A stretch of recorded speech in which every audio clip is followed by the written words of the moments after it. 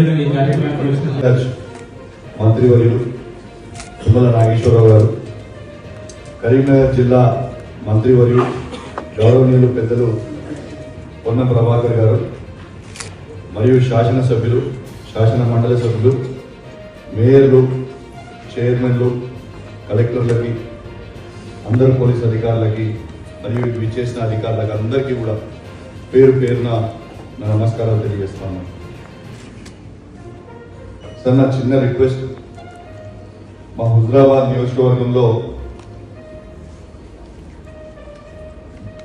వీణవంక మండలానికి సంబంధించిన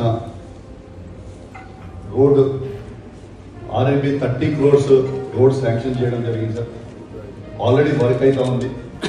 అయితే ఆ వర్క్ 2 years నుంచి చాలా స్లోగా నడుపుతా ఉన్నారు. అసలు ఆ వర్క్ అనేది ముందరకు పోవట్లేదు.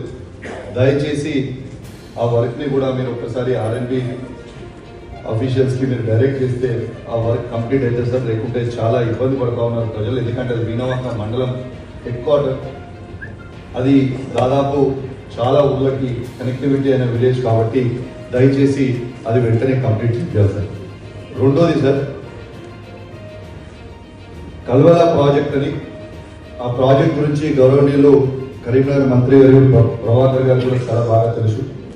ఎందుకంటే అనేక సార్లు తను కూడా విజిట్ చేయడం జరిగింది. ఈ కల్వల ప్రాజెక్ట్ అనేది సార్, అది దాదాపు 7,000 నుంచి 8,000 ఎకరాలకి రైతులకి నీళ్ళు ఇస్తారు.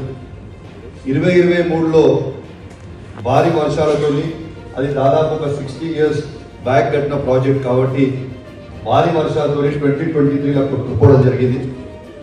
కొట్టుకుపోయినప్పుడు ఆనాడు ముఖ్యమంత్రి కేసీఆర్ గారి దృష్టికి తీసుకొని పోతే ఆనాడు దాన్ని డిపిఆర్ కలెక్టర్ గారి ఫండ్ నుంచి స్పెషల్గా ఆ రోజు అన్ని డిపిఆర్ తయారు చేయడానికి 20 lakh rupees ఆ రోజు కలెక్టర్ గారి ఫండ్ నుంచి తీసుకొని ఆ డిపిఆర్స్ అన్ని కూడా తయారు చేసి 70 crores పంపడం జరిగింది సార్. ఆ రోజు నుంచి అనేక సార్లు నేను ఇరిగేషన్ మంత్రి గారిని, ఇరిగేషన్ ప్రిన్సిపల్ సెక్రటరీ గారిని కూడా కలవడం జరిగింది. కానీ ముందరకు పోవట్లేదు సార్.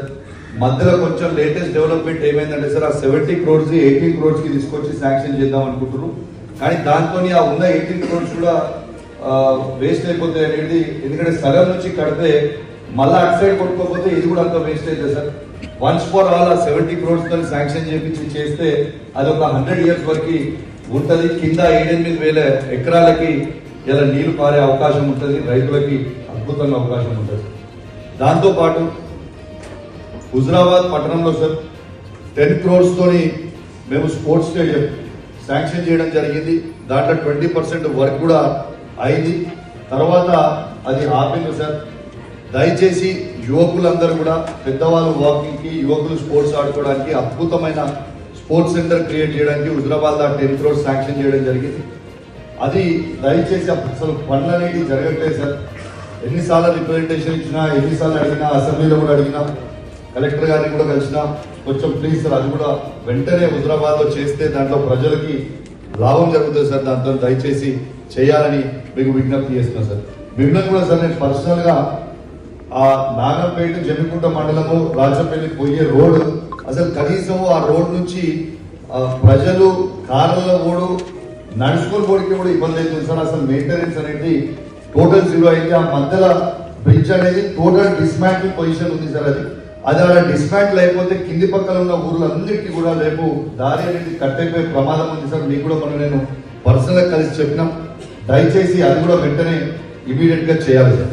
దాంతో పాటు సార్, జమ్మికుంట పట్టణంలో, హుజరాబాద్ పట్టణంతో పాటు అన్ని గ్రామాల వాటర్ ఇంతకు ముందు గౌరవనీయులు మా కమలాకర్ గారు చెప్పినట్టు అద్భుతంగా ఆనాడు ఎవ్రీడే వాటర్ వచ్చేది, ఆల్టర్నేట్ వచ్చింది. అట్లాంటి వాటర్ ప్రాబ్లం కూడా ఇబ్బంది కాకుండా కొంచెం దయచేసి చూసుకోవాలని విజ్ఞప్తి చేస్తాం సార్. ఇంకోటి సార్, జమ్మికుంట పట్టణంలో 30 bedded హాస్పిటల్ ఉంది సార్. ఆ 30 bedded హాస్పిటల్లో ఇలా గైనకాలజిస్ట్ అనేది లేకపోవడం వల్ల అది చాలా ఇబ్బంది అవుతుంది సార్. దయచేసి ఆడ గైనకాలజిస్ట్ పెడితే ప్రజలకి చాలా ఈజీగా ఉంటుంది సార్. అక్కడ ఆల్మోస్ట్ 70 to 80 డెలివరీస్ అయ్యేది సార్ అక్కడ హాస్పిటల్లో. అయితే అక్కడ నుంచి గైనకాలజిస్ట్ డాక్టర్స్ లేకపోవడం వల్ల చాలా ఇబ్బంది అవుతుంది సార్. దయచేసి అక్కడ వెంటనే గైనకాలజిస్ట్ కూడా మీరు అలాట్ చేయాలని విజ్ఞప్తి చేస్తున్నాం సార్. హుజరాబాద్ పట్టణంలో సార్ 100 bedded హాస్పిటల్లో ఆడ ఐసీయూ అనేది మొత్తం రెడీగా ఉంది సార్. కేవలం రిబ్బన్ కట్ చేసి అది ఓపెన్ చేస్తే ప్రజలకి ఉపయోగంలో పడతాయి సార్. అది కూడా అనేక సార్లు చెప్తా ఉన్నాం సార్, కానీ ఎవరు పట్టించుకోవడం లేదు. దానివల్ల ప్రైవేట్ హాస్పిటల్ పోవడం వల్ల ప్రజలకి భారం అవుతుంది, ఇబ్బంది అవుతుంది సార్. అద్భుతమైన హాస్పిటల్ సార్, అన్ని ఫెసిలిటీస్ ఉన్నాయి కాబట్టి ఆ ఐసీయూ కూడా అక్కడ ఓపెన్ చేయాలి సార్, బాగుంటుంది. దాంతో పాటు గౌరవనీయులు ట్రాన్స్పోర్ట్ మినిస్టర్ గారు కూడా నేను ఆడ మన కమలాపూర్ లో బస్ స్టాండ్ 1,70 lakhs కట్టడం జరిగింది. ఇంకొక 1.5 crore అయితే అయిపోతుందని ఆ రోజు మంత్రి గారిని రిక్వెస్ట్ చేసిన. మంత్రి గారు కూడా సానుకూలంగా స్పందించారు. మీరు కూడా స్పందన లేదు సార్. అది బస్ స్టాండ్ అనేది అద్భుతం అయిపోయి ఉన్నది సార్. కొంచెం మీరే గట్టిగా వాళ్ళకి చెప్తే అది అయిపోతుంది. అది కూడా ప్రజలకి కమలాపూర్ లో కూడా ఉపయోగపడుతుందని మీకు విజ్ఞప్తి చేస్తా ఉన్నా సార్.